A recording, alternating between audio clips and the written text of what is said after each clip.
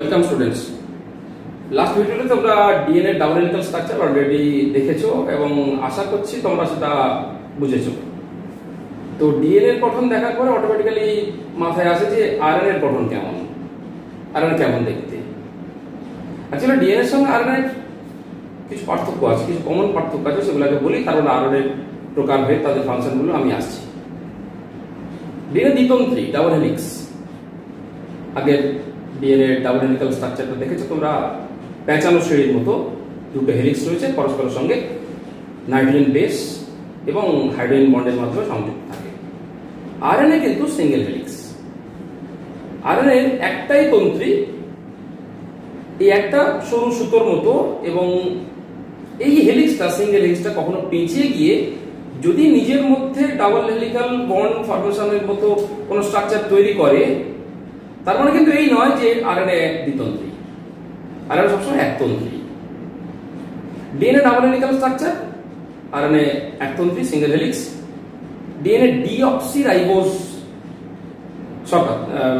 Sugar থাকে, deoxyribose sugar, যে pentose sugar,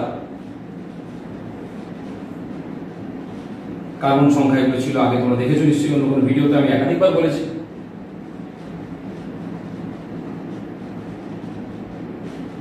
এই যে পেন্টোজ সুগার নিউক্লিক অ্যাসিডের মধ্যে থাকে, ডিএনএ বা আরএনএ যাই হোক না কেন, প্রত্যেকের ক্ষেত্রে স্ট্রাকচারের মধ্যে এই পেন্টোজ সুগারটা থাকে। এর মধ্যে ডিএনএ বা আরএনএ যাই হোক, প্রত্যেকের ক্ষেত্রে কিন্তু 1 নম্বরে হাইড্রক্সিল, 3 নম্বরে হাইড্রক্সিল এবং 5 নম্বরে একটা করে হাইড্রক্সিল থাকেই, এটা মাস্ট। 2 নম্বর কার্বনে হাইড্রক্সিল থাকবে, এটা আরএনএ এর ক্ষেত্রে। সেজন্য আরএনএ এর ক্ষেত্রে যে সুগারটা থাকে সেটা রাইবোজ সুগার। কিন্তু ডিএনএ ডিঅক্সি, অক্সিজেন থাকবে না, তাই deoxyribose sugar. Clear?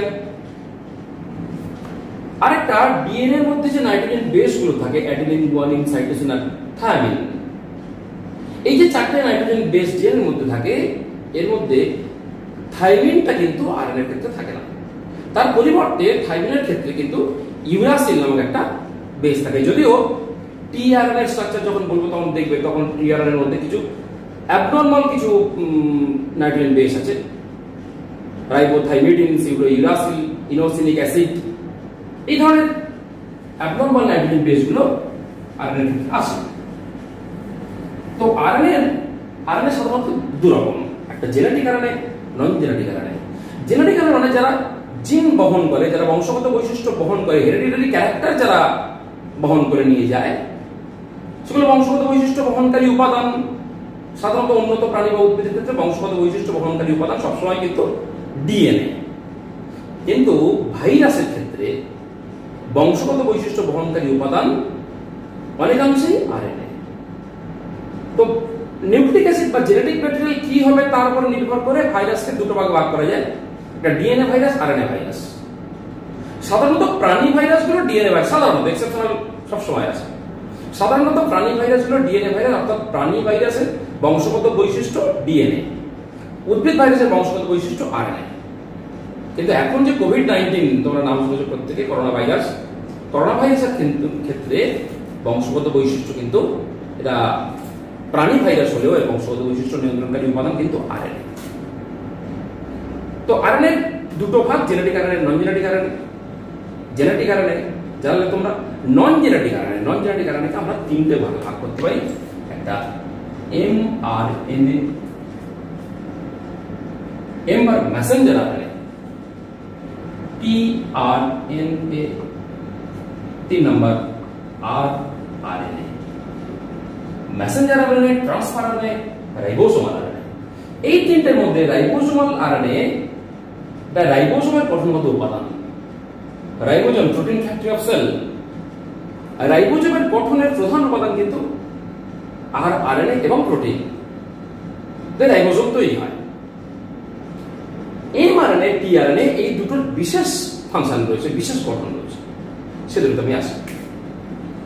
MRNA, Messenger RNA. Actually Messenger RNA নাম শুনেই বুঝতে পারছো কিছু না কিছু মেসেজ বহন করেছে, কিছু মেসেজ, কিছু সংবাদ, ইনফরমেশন।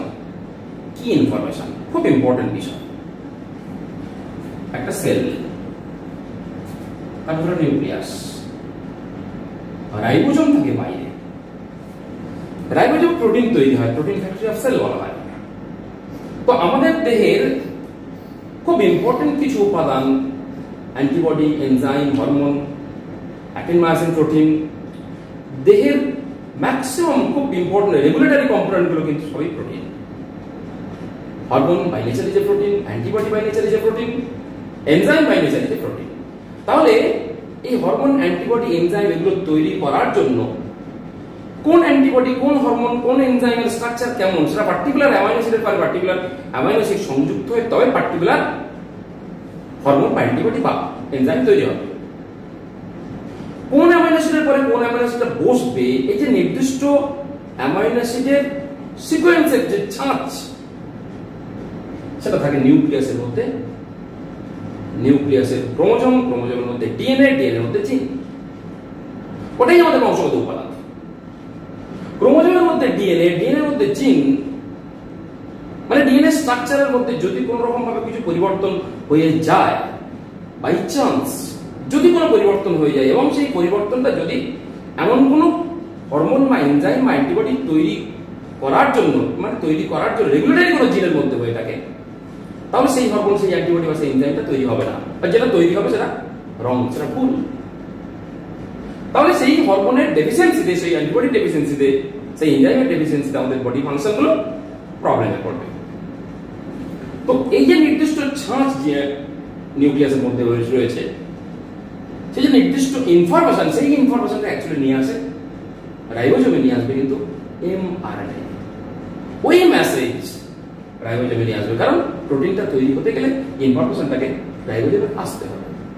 তো নিউক্লিয়াসের মধ্যে নিউক্লিক অ্যাসিড বা ডিএনএ, ডিএনএর মধ্যে যে ছাঁচ, বংশগত বৈশিষ্ট্য নিয়ন্ত্রণকারী যে উপাদান, সেই উপাদানগুলোর সেই ছাঁচটা কিন্তু রাইবোজোমে নিয়ে আসে। তাই it is known as mRNA আর মেসেঞ্জার আরএনএ। তাহলে মেসেজ বা ইনফরমেশন খুব ইম্পর্টেন্ট ইনফরমেশন।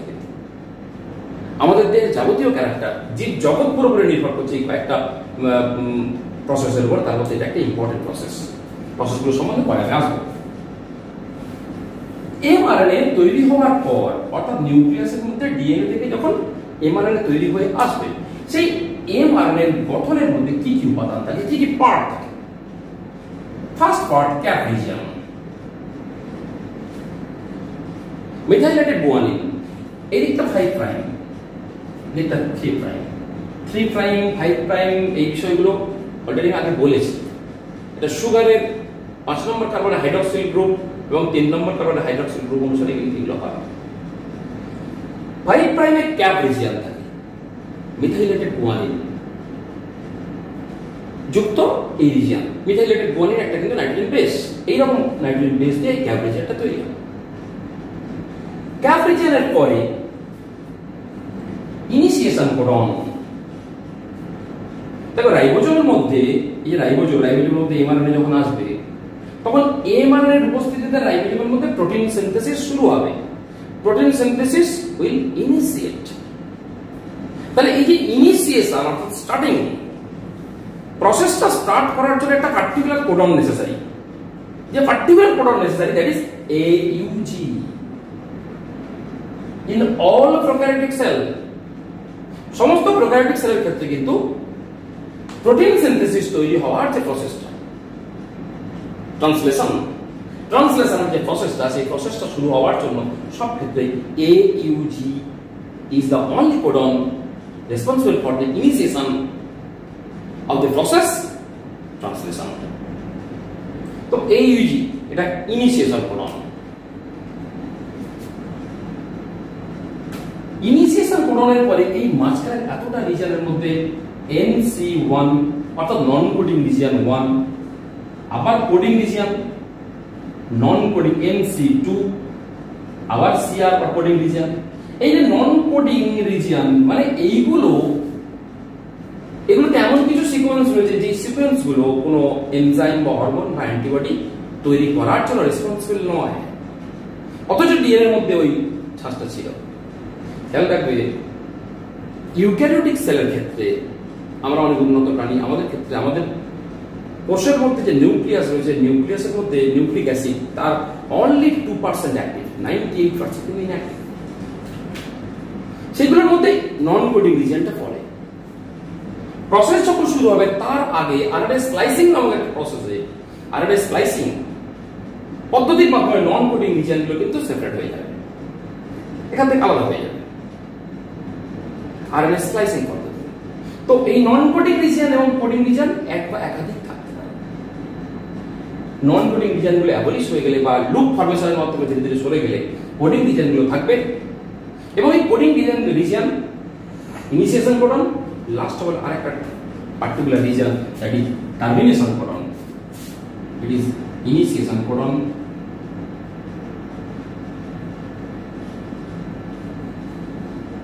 Termination codon. কারণ প্রসেসটা যখন শুরু হয়েছে তাহলে একটা না একটা সময় তো ওটা টার্মিনেট করবে, এন্ড হবে। তাহলে এই যে রিজিয়ন, এখানে তিনটে কোডন থাকে, তার মধ্যে যে কোনো একটা কোডন যদি এই জায়গায় থাকে, process will terminate at that process, at that point. UAA, UAG and UGA, এই তিনটে কোডনের যে কোনো একটা কোডন টার্মিনেশন কোডন রিজিয়ন যদি থাকে, প্রসেস ট্রান্সলেশন প্রসেসটা ওখানে কমপ্লিট হবে, শেষ হয়ে যাবে। তাহলে cap region, initiation codon, coding non coding region এক বা একাধিক থাকতে পারে, টার্মিনেশন কোডন, আর last of all poly A tail. A for adenine, অনেকগুলো অ্যাডেনিন যুক্ত নিউক্লিওটাইড পলিমারে অনেক এখানে থাকে। তাহলে একটা এমআরএনএ এর স্ট্রাকচার আমরা দেখতে পেলাম। এই এমআরএনএ এর এই কোডিং রিজিয়ন, অ্যাকচুয়ালি এই কোডিং রিজিয়ন মানে কিন্তু নিউক্লিয়াসের মধ্যে যে নিউক্লিক অ্যাসিড রয়েছে, নিউক্লিয়াসের মধ্যে যে ডিএনএ রয়েছে, যেগুলো রেগুলেটরি ডিএনএ, সেই ডিএনএ এর ইনফরমেশন রাইবোজোমে নিয়ে আসে। ঠিক আছে, টিআরএনএ, টিআরএনএ স্ট্রাকচার।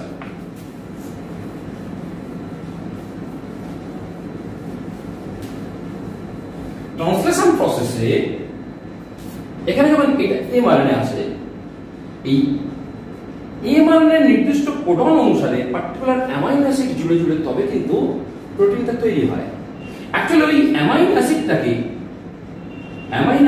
নিয়ে আসে নির্দিষ্ট কোডনের এগেইনস্টে নির্দিষ্ট অ্যান্টিকোডন সংযুক্ত হয়ে একটা টিআরএনএ অ্যামাইনো অ্যাসিডটাকে রাইবোজোমে নিয়ে আসে। তো টিআরএনএ স্ট্রাকচার অনেকটা লবঙ্গ গাছের পাতার মতো দেখতে, লবঙ্গ পাতা। তো এটাকে বলা clover leaf model, tRNA structure. TRNA স্ট্রাকচারের মধ্যে একটা লুপ থাকে, স্পেশাল কিছু লুপ থাকে।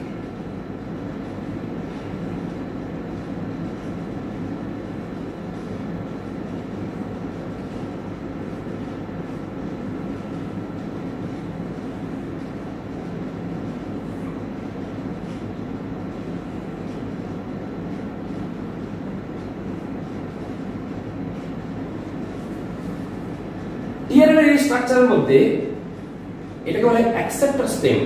এখানে কিছু ফিক্সড কিছু বেস থাকে, চারটে বেস সবসময় একই বেস থাকবে, এ সি সি। এই তিনটে বেস পার্মানেন্ট, এটাকে বলা হয় অ্যাকসেপ্টর, অ্যাকসেপ্টর স্টেম। এটা কি অ্যাকসেপ্ট করে? অ্যামাইনো অ্যাসিড অ্যাকসেপ্ট করে। এটা বলে অ্যান্টিকোডন লুপ। অ্যান্টিকোডন এমআরএনএ এর যেমন কোডন হবে সেই অনুসারে এখানে তিনটে ব্ল্যাঙ্ক থাকে, জায়গা থাকে, কারণ ওটা ডিপেন্ড করছে কোডনের উপরে, সেই হিসাবে অ্যান্টিকোডন বা নির্দিষ্ট অ্যান্টিকোডন নির্দিষ্ট কোডনের সঙ্গে সংযুক্ত হতে পারবে, এটাকে বলা হয় অ্যান্টিকোডন লুপ। হলো ভ্যারিয়েবল, পরিবর্তনশীল। এখানে কিছু বেস থাকে যেগুলো পরিবর্তনশীল, ভ্যারিয়েবল, মানে নিউক্লিওটাইড যেগুলো থাকে সেগুলো কিন্তু ভ্যারিয়েবল, পরিবর্তন করতে পারে সবসময়। বাকি দুটো লুপ এটাকে বলা হয় টি সাই সি লুপ আর ডিএইচইউ লুপ। আরএনএ এর মধ্যে কিছু বেস থাকে যেগুলো অ্যাবনর্মাল বেস। দেখো আরএনএ এর মধ্যে থাইমিন থাকার কথা নয়, আমি শুরুতেই বলেছিলাম ডিএনএ আর আরএনএ পার্থক্যের মধ্যে ডিএনএ থাইমিন থাকে, আরএনএ থাইমিন থাকে না। তাহলে এটা যদি আরএনএ স্ট্রাকচার হয় তাহলে থাইমিন কেন? আরএনএ স্ট্রাকচারের মধ্যে যদি টি লেখা হয় তার মধ্যে থাইমিন নয়, রাইবোথাইমিডিন, সাই, সিউডো ইউরাসিল বা সিউডো ইউরিডিন বেশ, এগুলো কিন্তু অ্যাবনর্মাল বেশ। বাকিটা সাইটোসিন। ডিএইচইউ, ডিএইচইউ কিন্তু একটা বেশ। এই যে বেশ অ্যাবনর্মাল বেশ, ইনোসিনিক অ্যাসিড শুরুতেই বলেছিলাম, ডাইহাইড্রোইউরেডিন, ইনোসিনিক অ্যাসিড, রাইবোথাইমিডিন, সিউডো ইউরাসিল, এগুলো সব অ্যাবনর্মাল বেশ, কেবলমাত্র আরএনএর ক্ষেত্রে থাকে। তাহলে এই যে আরএনএ স্ট্রাকচার, তার মধ্যে T psi C loop, DHU loop, anticodon loop, variable loop এবং অ্যাকসেপ্টর স্টেম। তাহলে ট্রান্সফার আরএনএ, তাহলে কোডন অনুসারে যেমন কোডন হবে এমআরএনএ, সেই অনুসারে নির্দিষ্ট অ্যান্টিকোডন থাকবে, নির্দিষ্ট অ্যান্টিকোডন অনুসারে যেমন নির্দিষ্ট অ্যান্টিকোডন থাকবে, এখানে নির্দিষ্ট অ্যামাইনো অ্যাসিড সংযুক্ত হবে। এই নির্দিষ্ট অ্যামাইনো অ্যাসিড গুলো ট্রান্সলেশনের সময় দেখো রাইবোজোম, এমআরএনএ যেমন কোডন থাকবে সেই অনুসারে অ্যান্টিকোডন, এই অ্যান্টিকোডন এখানে সংযুক্ত, এখানে যদি টিআরএনএ সংযুক্ত হয় তাহলে পার্টিকুলার অ্যামাইনো অ্যাসিড আসবে। এইভাবে কোডন অনুসারে পরপর একটু একটু করে সরে সরে দিয়ে নির্দিষ্ট অ্যামাইনো অ্যাসিডগুলো সংযুক্ত হয়ে তৈরি করবে প্রোটিন। তাহলে রাইবোজোমের তোমার আরএনএ স্ট্রাকচার, আরএনএ তিন রকমের আরএনএ কথা বললাম, এমআরএনএ, টিআরএনএ, আরআরএনএ, তার মধ্যে মেসেঞ্জার আরএনএ আর এমআরএনএ, টিআরএনএ, ট্রান্সফার আরএনএ, এর স্ট্রাকচার এবং ফাংশন আশা করি তোমরা বুঝতে পারলে। এরপরে ফিরে আসবো ডিএনএ আরএনএ স্ট্রাকচার বোঝার পরে, এরপরে ফিরে আসবো সেন্ট্রাল ডগমা নিয়ে।